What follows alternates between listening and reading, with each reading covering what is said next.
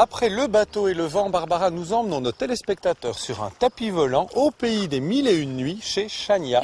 Et oui, les 1001 nuits qui sont désormais sur notre belle avenue Louise où s'est installée cette boutique de haute joaillerie créée par Isla Alachoual, une jeune femme d'origine yéménite mariée à un Belge. Elle a pris le pari de faire rêver les femmes. Oui, enfin pas seulement les femmes, mais aussi les hommes, puisque ce sont eux qui très souvent offrent les bijoux à leurs chéris. Ils ont donc, juste retour des choses, le droit de les regarder au cou et aux oreilles de ces très belles femmes. Un reportage de Marie-Hélène van der Borgt.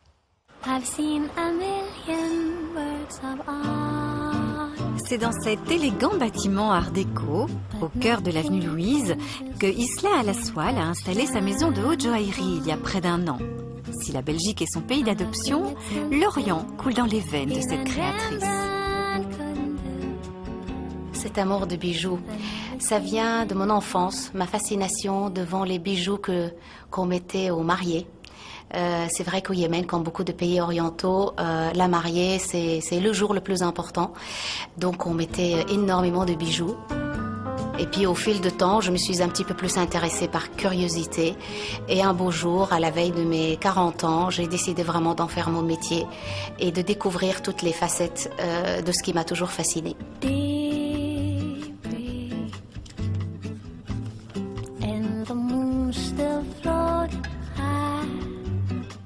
La création, c'est des idées d'abord, des images qu'on a en tête ou des ambiances. Et on a envie de les partager. Et certains partagent ça à travers de la peinture, des films, de la musique. Moi, j'ai trouvé que c'était à travers les matières, à travers les pierres, l'or, toutes les matières, les belles matières, le cuir, tout, pour raconter mon histoire. Pour raconter mes voyages, pour raconter ce qui m'a fascinée à travers ma vie. Parmi ses sources d'inspiration, l'Alhambra et ses arabesques, l'art déco et ses formes géométriques, ou encore les années folles et ses plumes. Même le bijou homme est remis au goût du jour, avec la bague d'archer telle que la portaient autrefois les Moghols. Autre bague historique, mais féminine cette fois. À l'atelier, on l'appelle la bague poison. J'ai gardé ce nom, même si c'est pas très poétique, mais c'est historique. Et surtout, c'est la discrétion d'un message qu'on peut écrire et aussi qu'on peut cacher quelque chose dans le boîtier qui est derrière. C'est petit, ça doit être fluide, ça doit tenir dans le temps. Le nombre de fois qu'on ouvre et qu'on ferme la bague. Et donc, c'est ça qui était difficile à trouver. Même le bruit compte? Même le bruit compte, oui. Corail, peau d'ange, améthyste et diamant sont les pièces maîtresses de la somptueuse parure choisie par la princesse Astrid pour le mariage de Charlène et Albert de Monaco. Une fierté pour cette toute jeune maison. One day while strolling through the park, I overheard a lover's call. Autre cliente fidèle depuis la première heure, Candice, passionnée des bijoux hors du commun. Whisper in each other's ear, they said, ooh. Il y a toujours un peu de magie dans ces bijoux. Il y a plusieurs façons de les mettre, plusieurs façons de les tourner. Il y a toujours une petite astuce. Directement comme ceci. Vous pouvez le porter en double rang. Je pose beaucoup de questions parce que j'ai besoin de savoir. Et il y a toujours une histoire qui démarre de là. Enfin, c'est très gai. On porte une histoire quelque part et moi, j'adore ça. Aujourd'hui, Isla se rend à Paris comme elle le fait régulièrement. C'est dans un de ses ateliers qu'elle fait confectionner ses bijoux dont elle suit au plus près les différentes étapes de création confiées aux meilleurs artisans joailliers. Voici. Ça, c'est l'émeraude. L'émeraude est splendide. Une bague tournante, un peu hélicoïdale. Oui. L'idée, ça serait de ne voir que les diamants avec l'émeraude.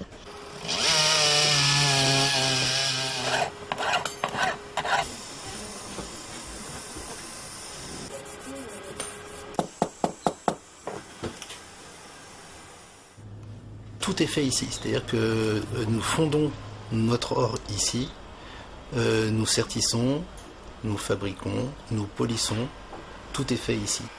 Alors, expliquez-moi.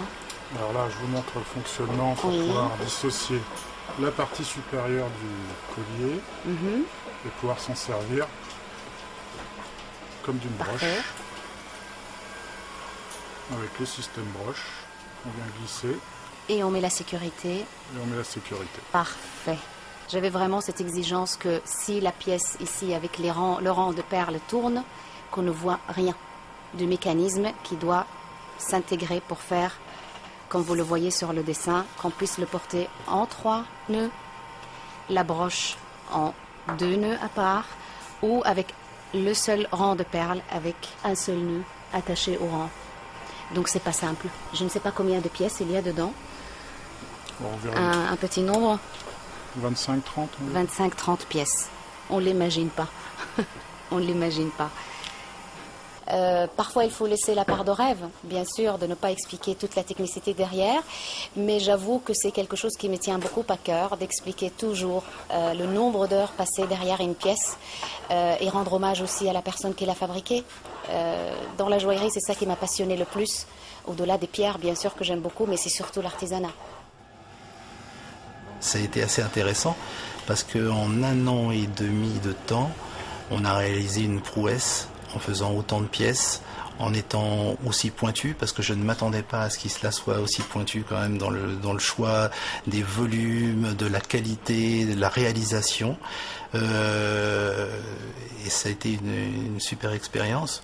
Nous, ici à Paris, on travaille pour tous les joailliers de la place Vendôme et on a fait exactement le même travail avec Isla que pour tous les clients avec lesquels on travaille. Voilà.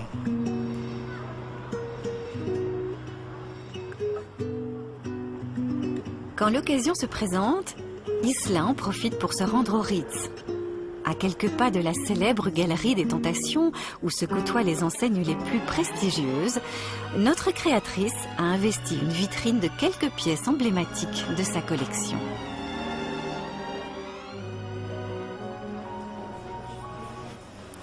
Isla, en quoi c'est important d'être présent ici au Ritz? C'est un lieu mythique, c'est la place Vendôme, c'est un rêve aussi. Pour moi, c'est très très touchant, comme dans tout ce métier, des petites choses, des petits détails, et ça en fait partie. Un premier pas vers l'international? Ah oui, certainement, c'est l'objectif. Et puis c'est pareil, c'est pas rien.